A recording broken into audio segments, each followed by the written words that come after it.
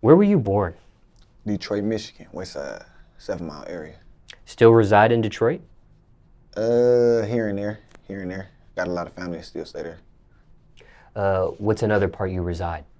I stay on the outskirts. Oh, okay. Yeah. But still? Yeah, I be in the city mostly all the time. I see. Yeah, got a couple studios in the city. Now, why that decision making there? Why explore the outskirts and live out there? Man, and everybody knows what's up with that. People see you, you don't know how they take it. They feel like some people, you would never know if it's love or hate, you feel me? And I got a big family. You know, I got 1 sister, 5 brothers. You feel me? My mama. And I feel like I gotta protect them. People see me, I never know what they be on. They feel like I'm rich because I'm verified on Instagram, or they see me with this type of money, or they think I got $1 million on me. And I just wanted to be away from that. I don't like looking over my shoulders every time I get in Detroit.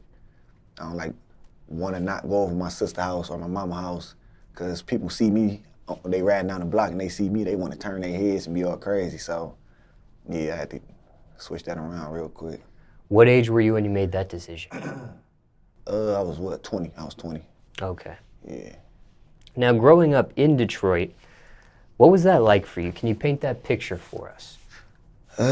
Man, it was rough, but I got through with it though. Like, far as I used what was around me and I made it happen, you feel me? Like, my mama been married since I was about, I wanna say like 12, 13. Good man, you feel me? He raised me. It wasn't bad, but it wasn't all good, you feel me? Like, she did what she could. When I got old enough, I did what I could, you feel me? Wasn't that bad for real. Now, a little clarification. Your mom and dad? Yeah. You had a stepdad? Yeah. Okay. So your biological father and your mom, how old were you when they split? I was young. And then the stepfather came in at 12? Yeah, I'm at 12. Okay. Like 12, 13, At 12. around that time. And how was you said your stepfather raised you. What happened to your biological father? In and out of prison. I didn't meet my real dad till I was 18. How did that happen? It's a long story, man. I came home one day. He was in the living room. I didn't know who he was. So my mama smiling. I'm like, what you smiling at? I see this dude in there. I ain't really paying too much attention to him. And then I just see this look on my mama's face. And then he say, you ain't gonna speak? And I'm like, shit, this my house. You ain't gonna speak to me? And then he pull his hand out and he say his name. And I'm just looking at him like, damn, I always heard his name, you feel me? And I just was in disbelief. I couldn't believe it was him, but I'm grown now. Ain't no hard feelings, I ain't bitter or none of that. Like, we got a good relationship to this day. You feel me? What was your dad going in and out of prison for? Man, whatever he was doing with his time when he was younger. State prison, federal prison? State prison. While he was doing all that, did he maintain a relationship with you? Did he maintain contact with you? No, not for real. You know. When you meet him for the first time, have you had seen pictures of what he looked like before? I mean, not for real, because when I was younger, I want to say, I got a big family. I really didn't care I ain't gonna say I didn't care, let me reword that. I didn't always look around and say, well, my daddy, I got a lot of uncles. I got a big brother, you feel me? I got a lot of cousins, so that kind of filled in that gap. And when my mama hugged me, when I was old enough to realize, this man raising us, that made me look at him as a father figure. And by the time I did meet my father, you feel me, it was too late. I already knew this shit, already seen some shit, and like I said, I wasn't mad about nothing. We talked about it, we had a good relationship. I ain't tripping on nothing for real. Now, did he explain why there was no contact? Yeah. Yeah. Care to share what he said? He said my mom was crazy as hell. It ain't crazy. Now, you said in this interview you don't have any resentment towards him. No. Did you have prior to meeting him? I mean, it was like, when I met him, I was excited, but I was 18. In my head, I'm grown. So I'm like, you feel me? What can you show me? What can you tell me? But when we had that time to talk one-on-one, you know, I understood it from his side. He was young, he was wild, he was reckless. And my mama, you know, she was crazy. She got a little temper problem. And he said, you know, when you young, you ain't trying to deal with that. You ain't trying to hear that. So I understand it. I don't feel it 100%. I understand it, you feel me? But hey, that was his life. He chose to miss out on that, you feel me? But we here with it today. You know, I was just over there with him about 2-3 days ago. Went to go see my grandma, talking to him. We good though, you feel me? Now, you do have a good relationship with your step-parent as well? Yeah. Now, sometimes when I do these interviews, and there's a step-parent involved, sometimes it's a toxic relationship. Nah, it wasn't none of that. How were you able to have a good relationship with your step-parent when I do interviews with others and they have a toxic one? I mean, he was doing everything right for me, man. Like, not even just for me, like with my mama. Like, I love that woman more than I love myself. And how happy he was making her, it was making me happy. Like, I didn't have no type of, like I said, I didn't feel no type of way about him coming to my life, raising me. Because my brothers and my uncles and all them, they filled that gap in. But the love and, you feel me, the shit he had for my mama, it just, I respected him for it. And then not only her, he was there for me and my other brothers, you feel me? So it was all love to me. Now, in a previous segment, you had mentioned that you have done some federal prison time. You did 2 years, 24 months in federal prison for white-collar crime. Yeah. Now, what age was that when that happened, when you actually go to prison? Well, I caught my case when I was 21. Caught my case when I was 21, out of state in Indiana. I sat in 8 county for 18 and a half months.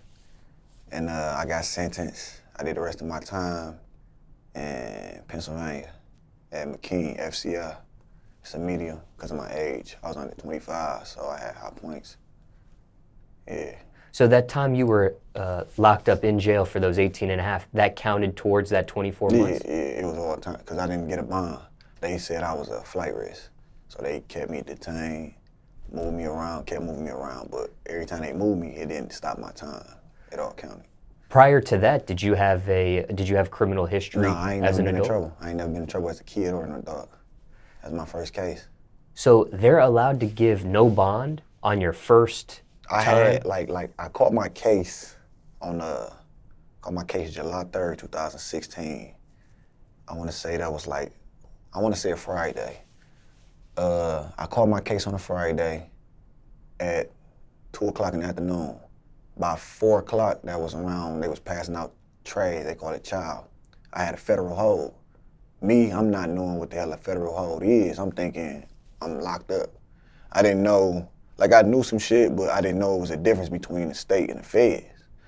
But I'm calling home, you know, I'm like, what's going on? Why I ain't bond out yet? They like, you got a federal hold. And how the feds work, they gotta sign, if you get a bond, you sign out, you don't have to pay nothing. But they just kept pushing my court date out. When I finally got to my bond hearing, the DA said I was a flight risk because I didn't go to court for some traffic tickets, some shit I paid online, but I didn't go to court. It was a long story. So I ended up sitting. I was mad in the beginning, but you know, when I had all that time in, I was damn near happy because if I would have been out on bond and got sentenced, I'd have had to sit down and do 2 years. You feel me? So more so I was happy later on down the line. Yeah. Now, Mike, the reason why I bring that up is because do you feel like your father had done prison time? Yeah. In and out. He was in and out. Yeah. My first question with that parallel is, was he surprised to find out his son is doing time? Yeah, everybody was surprised. Not even just him, but everybody when they found out, they like, what? What are you in jail for? He ain't even that type of kid. He don't even do shit like that. But yeah, it happened. You know. And it was white collar. It was scamming. It was Yeah, with credit card fraud, man. that sort of thing. Yeah. Now, because your dad had done time, you had never done time. Because your Nah. dad had done time, do you go to him for advice? Do you go to him for When I was things of that? when I was locked up, Well, I guess, oh yeah, you know what? I guess you weren't off bond, so yeah, you didn't really get a chance to talk to him about stuff like that. No. Honestly, man. I forgot. Honestly, my whole 2 years, man, when I, in the beginning, I didn't talk to my dad, man. I didn't talk to him. I talked to him probably one time out of 2 years.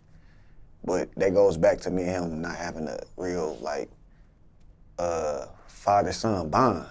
So, but like I said, I ain't blaming him. I ain't blaming me. But like I said, my whole 2 years, I was talking to my mama. I was talking to my oldest brother. They was walking me through. I was talking to my girl. They was getting me through it. And that's what got me home, talking to them. I talked to him one time. I can remember I was in Chicago. I had called my mama one day and let her know I had just made it to Chicago because they was telling me I was getting ready to get transferred from Indiana to Chicago MCC. And I finally got there. I called her. He answered. We chopped it up for a little second, and that was that. It wasn't even no you good. I mean, it wasn't you good, but it wasn't no, you all right in there, you holding up, you know. Everybody know me. I'm mentally strong, man, you feel me? But, yeah, I talked to him one time. I wonder if he feels any guilt, maybe because he wasn't in your life, that this sort of thing happened to you. I mean, yeah, when I talked to him in Chicago, he was asking me like, you know, you gonna be all right, you got this, and that. And I know you strong, you gonna get through it. So I kind of heard the guilt in his voice, but you feel me? By him being him and me being me, he wasn't about to open up and tell me like, I'm hurt you in there. And I wasn't about to say, Dad, I'm hurt, I'm in here. It's just like, it was just that. I knew I was gonna make it back. He knew I was coming home. Like, I used to tell myself every day, man, I ain't killed nobody. I'm gonna be out of here. Now, when you get this 2-year sentence, was that part of a plea deal, or do you actually take the case to trial and fight it? I mean, how the feds work, man, they automatically hit you with a trial date, but they also work like they continuously push your court date out. I went to court 4 times in 18 months. That's how long it took me to get sentenced, because they just kept pushing me out. But I had about 13 months in, and my lawyer had brought me a plea. And this is another thing how they work. They don't tell you, they just tell you what you're looking at. He's just telling me like, man, you're looking at, from previous cases like this, you're looking at about 0 to 5 years. I'm like, damn, 5 years? I ain't never even been in trouble. He's like, yeah, but this is this and that is that. So I'm like, right. And then I got around to 13 months. He came to me and he said, I finally got you a plea. I said, what the plea looking like? You think I'm gonna like it? Like, I came in the room, I ain't even sit down. I'm talking to him, standing up, like, you think I'm gonna like it? He like, I like it. You already got 13 months in. And I said, what's the plea? I sat down and I said, what's the plea? He said, you're looking at 24 to 37 months. That's how they do their time, they go by months. So I say 24 months, that's 2 years. And then he got to breaking it down. He said, you got 13 months in. It's gonna take about another 4-5 months to get sentenced. You're gonna have this much time in. And the Fed's time is 85%, well, it was at the time. He was just breaking it all down. He was like, by the time you get sentenced, they might let you walk out on a tether. What that shit called? A halfway house, you might walk out in a halfway house on the tether, or you might just do the rest of your time in the county. Like I said, I ain't never been to prison. I'm thinking prison is the shit off the movies I've been seeing. Who wanna go to prison? But, you know, I think about it, I ain't even tell him like, let me call my peoples and talk to them. I'm like, fuck it, 24 to 34 months, 34, 37 months. I just signed it. I'm like, I can do 2 years. I done been in this motherfucker almost a year. So I tell him, I sign it. He told me he gonna get in touch with me, let me know when I'm, you know, if they accept my plea agreement. I came back on the block, I called my people. They was mad I signed it. Like, I never forget it, my mama started crying, why would you sign 2 years? I had to let them know, like, I'm good. I broke down what he broke down to me in math. She didn't understand it, but my big brother understood it. He was like, okay, that sound about right. Yeah, you'll be home around the end of 2017, beginning of 2018. And that was that, you feel me? If you would have taken it to trial and didn't do the plea and lost, what would have happened? I'd have got 5 years. I think that's 57 months, I want to say. Yeah, I'd have got an extra 3 years. Still be locked up right now. Now, you do some time in actual federal prison. Yeah. I did my last 18. I did the rest of my time in federal prison. Was it like the movies you had seen? I know that was a Nah. concern. Nah, I mean, it was, but like I said, I was in the county for 18 and a half months. And I learned off the county, everybody I'm in here with, these are repeated offenders. And I get along with a lot of people. Like, I'm a to myself type of guy. I was in there playing chess, playing cards, or on the phone. Like, I wasn't trying to be loud. I wasn't trying to be seen. I wasn't saying, hey, I'm BandGang AJ. I'm this, I'm that. I just mind my own business. And that's what prison, that's what jail is. It all goes off the person you is. If you want to be loud and heard, somebody gonna make an example out of you. But if you in there minding your business, staying out these niggas' way, staying out the police way, you gonna be straight. I walked my whole time now with no fights, no arguments. I done had strong debates. Jail ain't nothing but debates. Motherfucker telling you this and it ain't that, you feel me? But I ain't having no fights, no arguments, no protective custody, none of that. I did my 2 years with a breeze. The hardest time was me being in the county. Because when I got to prison, I was able to go outside, I was able to move around, and I felt like I was free. Yeah. In county, what was the difference there? Shit, I ain't go outside in 18 and a half months. I was already 3.5 hours away from home. The food was terrible. By me being a federal inmate, I was on like a level 5, so I locked down 3 times a day, every day. We locked down automatically at night at 7:30 every day. It was just terrible, man. Then I did the 23-1. That shit was hell. Never had a fight in county. That's included either. Yeah, That's included too, I mean. Yeah, that shit was. Even though, like I said, I'm mentally strong, man. I was in there talking to myself, and they're coming up with plans, writing music. I done wrote 2 books when I was locked up. You feel me?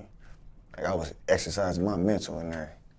Are those books ever going to get published? Yeah, I'm actually in the process of turning them into like a series, an internet series. Yeah, I'm in the process of turning them into an internet series right now. Just got to get everything right. Now, you were already a rapper and recording music prior to you going in. Yeah. How did that sort of clout hold up where you were locked up in county and where you were locked up in federal? Like how was it? Like, yeah, did people treat you a certain way? Were they aware? Yeah. When I was in the county, I was in Indiana. I done had hella shows in Indiana, all over Indiana, Indianapolis, Gary, Indiana, Fort Wayne, Indiana. That's where I was at all my time. I was in Allen County, Fort Wayne, Indiana. But it was a lot of people, there was a lot of inmates in there that knew who I was. And the thing is, if you solid, like I stood 10 toes. I ain't never had a case, I ain't never been in trouble. And even if I had to do the 5 years, I was gonna take it to the chin. And a lot of people respected me for that because I was so young. And they liked my music. I done been out there. They couldn't believe I was in the county, or they couldn't believe I was in regular population instead of PC. It was a respect thing. Everybody was trying to give me this, give me that, but I'm like, I'm good, you feel me? They was saying like I ain't Hollywood or nothing like that. It was more love in the county because I was out of state. But when I was out of state in prison too, but when I got to prison, the feds is all politics. It's like Michigan go with Michigan, New York with New York, DC with DC, everybody with their state. But you know, I'm on Michigan time, so everybody in the Michigan car, they know who I am. You feel me? They know what I'm about, they know I rap. So it's like, I'm at home when I see these dudes, you feel me? So it's like, they ain't surprised to see me. But like I said, the love was better in the county. It was love in the prison too, but it was way stronger in the county. A lot of people was trying to prove themselves, trying to rap to me, all that, man, it was crazy. Did you see any good talent out there in county or in definitely in the county, and it's sad because the talent I ran across, they had all day. Just, they was caught up in the struggle, and the only way they knew out was to rob this bank, to sell these guns, or to sell this, or take that. And they got them caught up and got them ran up with a lot of time. And they was young, it was cats younger than me in there. I was 21. I had just turned 21 when I got locked up. It was dudes in there 19, 18, that can sing, that can rap, that can do both. And I'm talking 120 months. Like my cellie, I had a cellie. He was a real good dude. I seen him get 110 years. He was my cellie for the 13 months, the first 13 months. We was in the same room. We grew to, had love for each other. And he just was always positive, man, I'm going home. I'm going home. I just had 2 twin little girls. I'm going home. I'm telling them, yeah, you going home, man. I'm like, we ain't kill nobody. We gonna get out of here. And I witnessed them get that man 110 years. And I put that in the federal song I did when I first came home. They gave him 110 years, and it just was crazy. And I seen that nigga broke down on my shoulder crying. Like how he cried on me, you would have thought we knew each other for years, and it was only a year and a month, you feel me? What'd they give him 110 for? It was a long story. His sister was over some dude's house, and the house got shot up. His sister got shot. She didn't die, but you know, some retaliation, and it fell back as murder, and it was a first. No, it was fuck was his case? It's been out a year. I've been out. It's gonna come to me, but it started out. He had a co-defendant. And his co-defendant told everything, and it ran him up. Like, he was this close to beating the case. Matter of fact, he damn near beat the case because he bonded out on me. And then it was fucked up because he came right back like 2 months later. Came right back. And that's when the feds had picked this case up. It was crazy. But it had something to do with murder, though. It had something to do with murder. Yeah. Were you considering signing anybody that you saw as far as talent? When just one person, and I liked him so much, his music, because he was like on a Drake level. Drake, one of my favorite artists. But everybody that seen me and him like politicking all the time, they like, man, he clout chase. Well, they ain't say clout chase because I ain't even know, but they like, man, he just trying to get on your bandwagon, man. He just trying to do this because you feel me? I just let it fly over my head. Like, I already know this dude only in here for a probation violation. When I come home, I'm gonna rock with him. And I got in touch with him, but he ended up, like I said, he was one of the dudes who got caught up in the struggle. I came home, we talked. He stayed in Fort Wayne. I was on federal probation, so I couldn't leave the state. I couldn't do nothing. So I couldn't come to him. He couldn't come to me because he was on parole or something like that for something. He had just got out the joint, violated, got locked up and got out. But he ended up violating parole again. They gave him another 2 years, so he get ready to come home now. But I don't know. I still see something for him. I still see something for him for sure. Now, it sounded very positive, right? Because people knew who you are in county, and then when you're in the Michigan car in prison, it was good for you. But did you ever feel like you were targeted by some people? Do you ever feel like you could be a target on the other way around, like maybe somebody didn't like your music, or maybe didn't like BandGang, or was that ever an issue? When I got to prison, like I said, when I got to prison and I was on Michigan time. Or wanted to try you because you are a rapper. Yeah. I got to prison, I was around a lot of dudes that was from Michigan, all over Michigan. It was one dude, it wasn't never nothing, but it was always, he'd tell this person something that hang around me on a daily. Just because he know he hang with me and he won't. And my dude will always come back and tell me like, man, yeah, dog said this and that, and blase scoop. Me, being me, I just let it fly. Like, man, I'm about to go home in 2 months, man. I ain't thinking about him. He can talk all goddamn day if he want to. I ain't thinking about him. I go home in 2 months. He got another 6 years left. He gonna talk about the next nigga.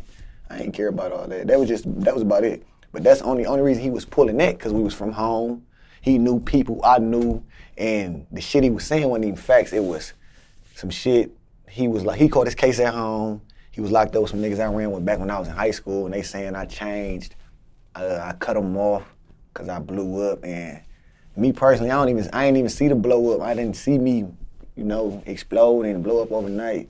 But like I said, you get older, man, you want to change lanes, man. And that was that. But I ain't care what he was talking about, though, man. I ain't never acknowledged him for real. Did you receive fan mail? Oh, yeah. All in the county. It was this chick. Man, I had people coming to see me. Like, how the visits work. My peoples, I knew when they was coming. They'd tell me, like, yeah, we coming. It was every 2 weeks. They'd be like, yeah, we coming. Or they'd be like, we ain't coming this week. I got to work. Or he got to do this, so we ain't going to be able to make it. I'm like, all right. There was a couple times they told me, like, yeah, we ain't going to be able to make it.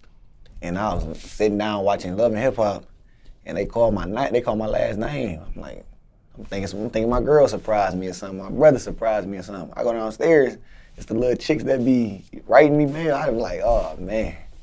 Like, I ain't want to do them both, but I told the CEO, like, man, just take me back upstairs, man. I don't know these girls, man. I don't want to lead these girls on. They be thinking it's something that ain't. Yeah. You left them on red. Yeah, I mean, I waved at them, I smiled, you feel me? But I couldn't. I ain't about to sit down and hold no conversation. I wasn't thinking about that shit. I was trying to get home. I ain't gonna lie, I was trying to get to the crib, man. Not as much fan mail when you actually go to federal prison? No, cause I was already so deep in, and I kept moving around a lot. By me being a federal inmate, Fort Wayne didn't have that many federal holding facilities. They had counties that had contract with the feds, so they just kept moving me every time a contract expired. So a lot of people mail was getting lost, but I still got a lot of mail at home from the people that did send me a lot of stuff. You read every single piece of mail you got? Every one, and I was writing them all back too. It was this one chick that always stuck out to me. She from Fort Wayne. I don't remember her last name, but her name was Liana. She wrote me faithfully, man. That shit made me feel so good. Like, cause being in them behind them four walls, man, you feel like you losing yourself. But like I said, I'm mentally strong. I always pull myself together. Like, man, I ain't killed nobody. I'll be out of here. But her, man, she just make me feel like she give me that hope. I feel like I was losing a little bit. Like, you coming home, this and that. She came to one of my court dates, man. I look up my girl crying, my mama crying. I just started to look to the right. She in there crying harder than them. I'm like, man, this shit crazy. Now, were there girls that were actually trying to holler at you and start a relationship with you through these? Yeah, cause I was locked up. I was locked up with a couple dudes. They had a couple sisters, and when they sisters would come see them, they'd be, give him my number, tell him to call me. Like I said, I've been with my girl for a minute, man. I've been with my girl for 5 years now. We've been locked in since we was kids, so I don't be really paying these females no attention, man. She held you down the whole time? She held me down the whole 2 years. Now, what about this? What about rappers outside, free, right? They're not in prison. Yeah.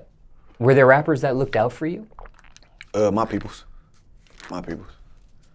I mean, shout out Doughboys Cash Out, cause my dude Freddie K, my big brother did a lot of my leg work when I was out. Like, he'd tell me this person reached out, that person reached out. I was rocking with the Doughboys real heavy before I caught my case. And my brother told me previous times he tried to give him money for me. A couple of people from, like, that I talked to but didn't really hold conversation with, like, say I see somebody in the mall, they'd be like, can you take a picture holding this shirt? People like that, they'd be like, yeah, if he needs something, let me know. But besides my people though, like, I was telling him, like, man, I'm good, tell him I appreciate it, you know, thank you, but I'm cool. But as far as my people's, the dudes I rap with, a couple family members, I was cool. Yeah, I didn't really need nothing in there. I didn't need nothing, for real. Were there anybody, though, rappers-wise, were there anybody that surprised you that you thought would try to lend a helping hand or try to look out and didn't do anything, didn't say anything? I'm trying to think, it was so long ago. Off back, I can't think. Only person I can think about is Doughboy Freddie K. He tried previous times, but I can't really think of nobody else besides the dudes I rap with, you feel me? Got you. Yeah. I didn't know if there was anybody you were disappointed in. No, man. Because I've done interviews with some rappers that, you know, have clout and have a name, and then they go in there and rappers they thought would hold them down or look out or do certain things. I mean, it happened like that, but the type of person I am, man, I knew who my friend was before I caught a case, before I had to do it big. I knew who loved me genuinely before the name, before the fame, before any of that. And I mean, I was more surprised out of some of my family members more than anything. Out of the rappers or the females and homeboys. I had family members I looked out for on a daily that ain't even answer the phone for me. And they think most of the time, I want some money. I don't need no money. I just be wanting to hear a different voice, man. I want to laugh. I want to see what you doing out there. But they don't understand it because they ain't never seen it. So I just put that shit in the music. Like, I ain't need nothing in there, man. I was good. They was in that motherfucker calling me Lil Big Meech. I'm like, man, this ain't that, man. I just got people that love me, man. That's all. Now, how do you handle those family members when you get out that you said surprised? You thought you would hear from them and you didn't. How do you handle that? Oh man, like, I do it the best way I can. I don't do it intentionally, but I just shit on them, man. I don't like, I got 2 phones. I don't even give them my main phone number. I don't respond to them. I try not to even answer the phone for them. I feel like you shitted on me when I was down. And that's when I feel like I needed you the most. And you wasn't there for me. So I gotta shit on you forever. And I hate to hold a grudge, but it's like, it's blood in this. And this shit deeper than music, or this shit deeper than I ain't put you in this video, or I ain't give you that money when you needed it, or some shit like that. Like, this me, it's my life. I could've did 5 years and you gonna do this shit cause of that? You feel me? It just shocked me. Zero tolerance policy, no second chance, no... I mean... They could try to get back in good graces with you. I mean, it's not no beef. I'm not beefing with nobody. Nobody in Detroit, nobody out of Detroit. I ain't never did no whole shit to nobody. Nobody never did no whole shit to me. But it's like, we family. We gonna see each other. We gonna have to speak. We can be at a funeral. We can be at a family function. I'm gonna speak to you. You can speak to me, but I'm not going on my way, bend over backwards like, oh man, let me go. Nah, it's just, what's up? All right, goodbye, y'all. All right, y'all, I'm out. It ain't no me sitting around laughing, because I'd be fake with myself if I sit up and do that with y'all.